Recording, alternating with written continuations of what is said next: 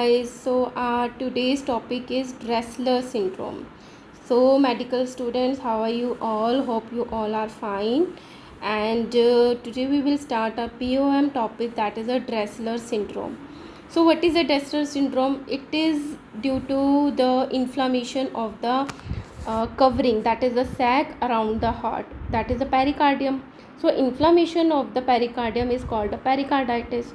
So Dressler syndrome is the inflammation of the sac surrounding the heart, that is the pericarditis. Okay.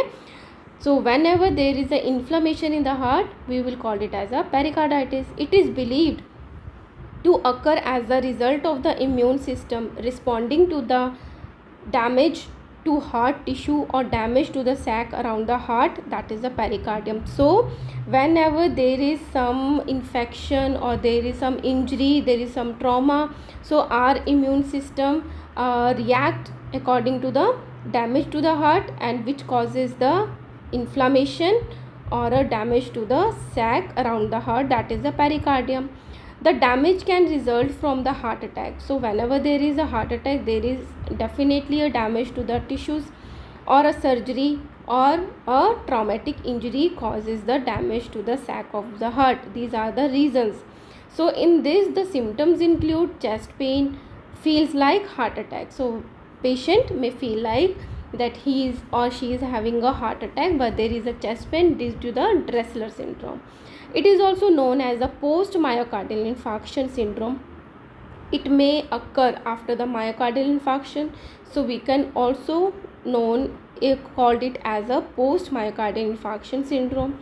It is also known as the post-traumatic pericarditis. After trauma, if there is a inflammation in the pericardium, we will call it as a post-traumatic pericarditis.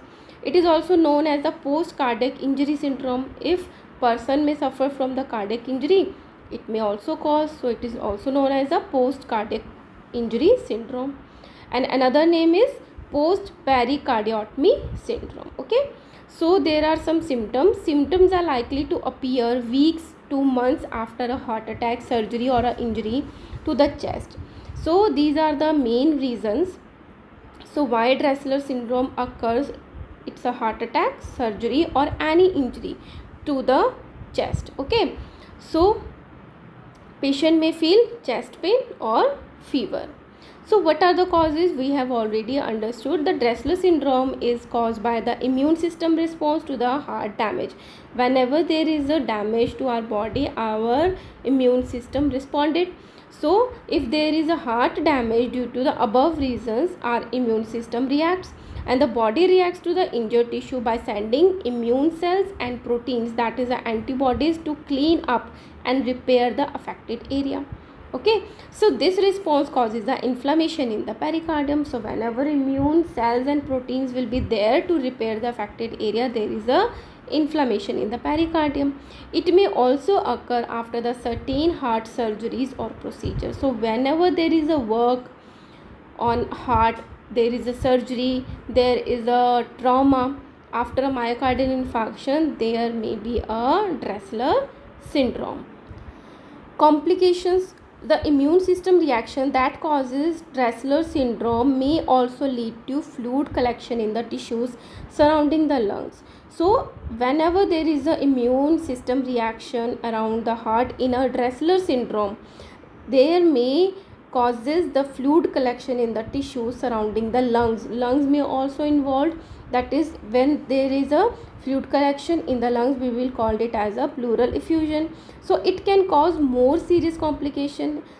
Except to the pleural effusion, there may be another complications. First one is cardiac tamponade. What is a cardiac tamponade? Inflammation of the pericardium can cause fluid to build up in the sac, that is a pericardial effusion. So around the heart, if there is a fluid collection, we will know it as a pericardial effusion. So Dressler syndrome also causes cardiac tamponade. This fluid put pressure on the heart, forcing it to work harder and reducing its ability to pump blood efficiently. So this is our heart. Okay, and this is a pericardium.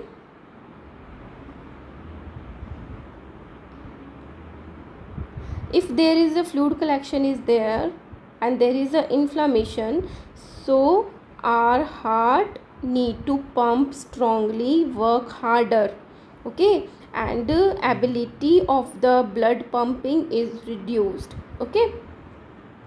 Next is constructive pericarditis. What is constructive pericarditis? Reoccurring or the chronic inflammation. If again and again there is some inflammation or the chronic inflammation, we can say, can cause the pericardium to become thick or the scarred. The pericardium become thick and scarred. The scarring can reduce the heart ability to pump blood. So in this topic we can see that if there is an injury to the heart, around the heart, Dressler syndrome may happen. So prevention by taking anti-inflammatory medications before heart surgery might help prevent Dressler syndrome. So this is the only solution. If a surgeon can give anti-inflammatory medications before the heart surgeries, the chances of the Dressler syndrome may reduce. So this is all about the Dressler syndrome. Thank you.